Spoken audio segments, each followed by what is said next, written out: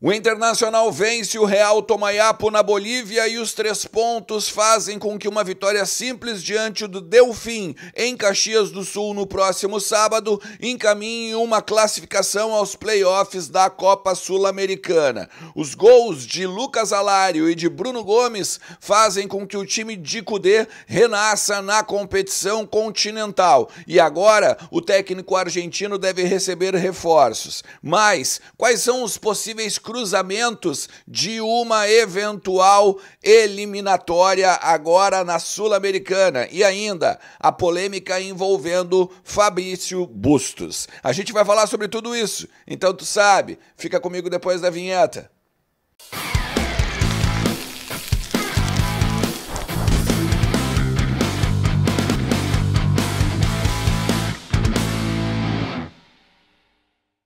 Fala Colorado, fala Colorada, como é que vocês estão? Tudo certo? Tudo beleza? Bora falar do Internacional e atualizar as informações do nosso clube que venceu ontem 2-0, diretaço lá da Bolívia em Tarija, para encaminhar pelo menos uma decisão agora contra o Delfim Alfredo Jaconi, sábado, 21h30 em Caxias do Sul. Fica comigo até o final do vídeo, te inscreve no canal, ativa a notificação e bora falar do nosso Colorado, porque tem muito sempre para tratar do Inter por aqui. Você está vendo que eu tô com a Originals, né, do Internacional, e ela tá disponível lá na Inter Store do Beira-Rio.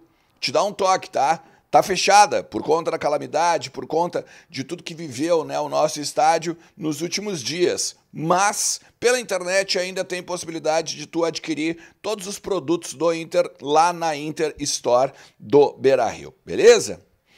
Gente, vamos lá, eu duvido que quando tu viu a nominata que o Eduardo Cudê levou a campo ontem, tu não pensou assim, não vai dar certo.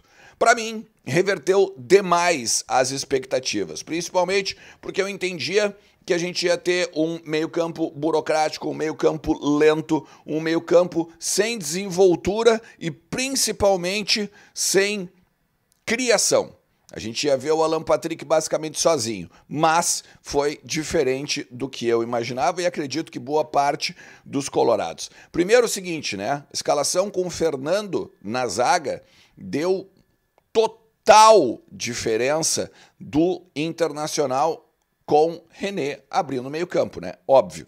Quando o Fernando sai para jogar do lado do Thiago Maia, a qualidade é muito maior do que quando o lateral entra por dentro, né, e faz ali a parte do meio. Com isso, o Inter teve consistência defensiva, o Inter teve boa saída de bola, o Inter teve antecipação de jogadas e tudo mais, tá? No meio-campo, Maurício foi bem, voltou a melhorar, né? Não digo voltou, eu acho que voltou não é a palavra, tá? Mas melhorou em relação a si mesmo nos últimos confrontos. O Maurício que aparecia na área, o Maurício que se apresentava para jogar do lado direito com o Bustos, o Maurício que também chutava de fora da área, arriscava, né, o goleiro adversário, tirar aquele goleiro adversário da zona de conforto. O Alan Patrick voltou de novo a ser participativo, de pegar a bola e distribuir ora para a direita, ora para a esquerda, principalmente também ser o condutor daquele meio-campo do Internacional. O Bruno Gomes, uma grata surpresa. O Bruno Gomes que não jogava há muito tempo também e veio, após agora essa parada, né, conquistar um espaço, olha, botar uma dúvida na cabeça do técnico Eduardo Cudê, muito satisfatória. Um jogador que teve bom combate, um jogador que fazia sempre o pivô do tabelamento no meio-campo, se apresentava para o jogo, aparecia, né, para fazer o carimbo e simplesmente dar espaço para os demais companheiros e ainda fez um gol, né, de oportunismo maravilhoso. Do outro lado, Johan foi outra surpresa, um jogador que antes das calamidades aqui que a gente viveu no Rio Grande do Sul, estava bem abaixo, com uma série de lesões, problemas pessoais, chega ontem, joga muito, não só em termos de cruzamento, que ele dá o passe para o Bruno Gomes, mas também pela questão física, a velocidade, a rapidez que a gente não tinha visto ainda o Johan fazer. O Johan, só para vocês terem uma ideia, o Johan jogou nas quartas de final do Campeonato Gaúcho, o último jogo dele pelo Inter.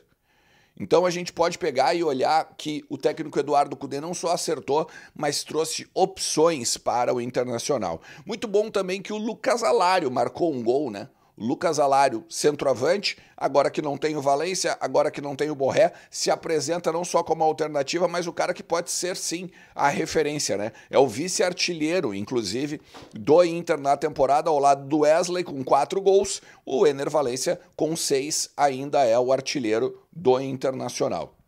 O legal também é que o Bruno Henrique que entrou no segundo tempo e dá o chute cruzamento para o Lucas Alário, acaba sendo o assistente do ano também do Internacional, com 5 assistências. Beleza? Agora é o seguinte, tá? O que acontece? Esses 2-0... Eu vou fazer só um parênteses aqui também, tá? Eu entendo a fragilidade do adversário, eu entendo o quanto o adversário é fraco, o quanto ele estava desmotivado na partida. Era a última partida da temporada, muitos jogadores estavam saindo do Real Tomayapo e tudo mais. Mas eu acho que a questão do contexto, não do Real Tomayapo, mas do Inter, que é destacável. Porque muitas vezes o Inter se complicava em times que jogavam atrás, em times de menor qualidade técnica, e dessa vez não foi, né? O Inter foi lá e impôs a camisa. Então acho que só esse parênteses a gente tem que fazer. Eu sei que daqui a pouco tu vai pensar assim, pô, Ernest, mas foi diante do Real Tomayapo, nós não estávamos jogando com o Manchester City, com o Real Madrid. Concordo contigo, tá? Mas eu acho que as pontuações que a gente tem que fazer, os ponderamentos a respeito do que o Inter fez, valem muito mais do que a questão do adversário. Agora é o seguinte, tá? A gente vai pro jogo de sábado precisando ganhar de 1-0, ponto. A gente tá vivo na competição, pode ir pro playoff, e dito também aquela coisa, aquela vírgula, né? É uma vergonha estar no playoff, não acho bacana, mas já que estamos nesse contexto, vamos buscar e vamos ganhar esse jogo para depois ir para as oitavas de final da Copa Sul-Americana, tá? Daí é o seguinte, a gente tem 4 possíveis adversários, tá?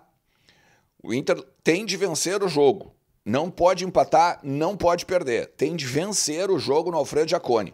Previsão, inclusive, de 18 mil torcedores colorados, tá? Se ele vencer por 1-0, ele encara o Rosário Central. Eu vou botar na tela, inclusive, aí o chaveamento para tu dar uma olhada. Ele encara o Rosário Central. E depois o Fortaleza nas oitavas. Se passar, é claro, né?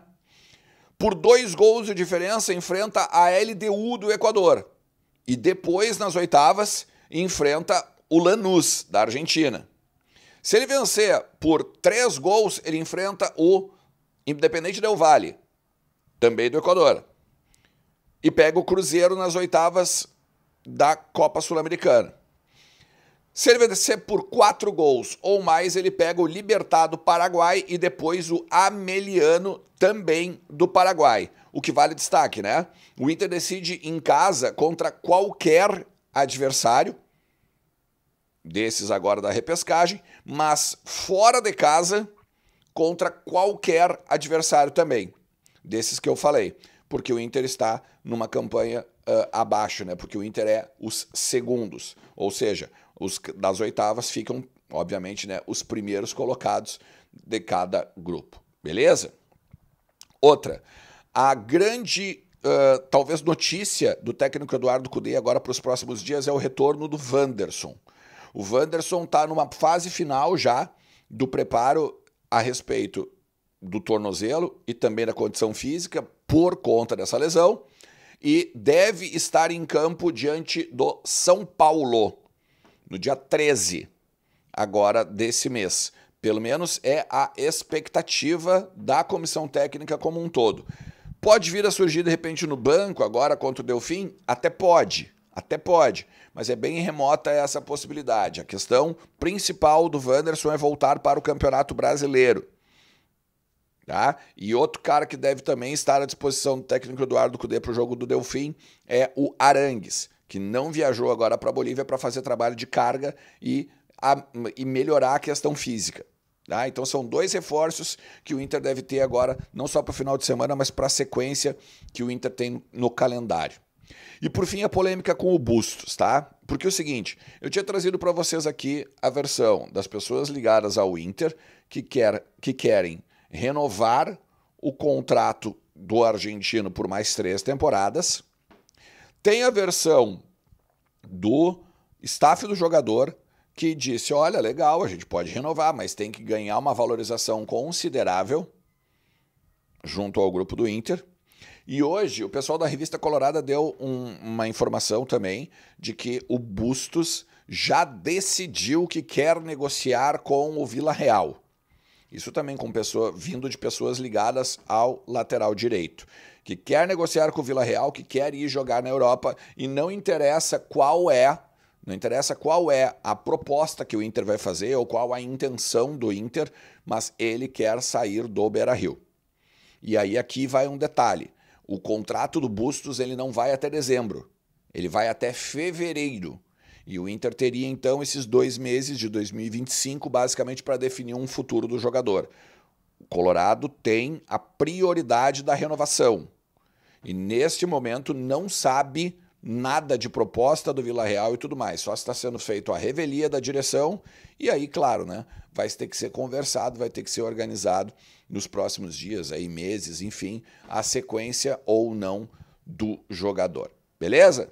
Se tu chegou até aqui, te agradeço demais. Não te esquece o seguinte, ó, se tu ganhou ontem na KTO.com, tinha umas odds bem boas. E o Odão do escanteio, gol do Lucas Alari a qualquer momento também. Enfim, bota nas redes sociais, me marca lá para eu dar uma olhada. Ontem eu levei uns pila consideráveis, tá? Botei uma odd, consegui fazer uma múltipla com odd 4. Bota lá. Quero ver se tu também botou uns pila no bolso e te divertiu com a KTO, porque KTO é onde a diversão acontece. Não te esquece, cupom Ernest te dá 20% de free bet no primeiro depósito. Tamo junto, forte abraço, tchau!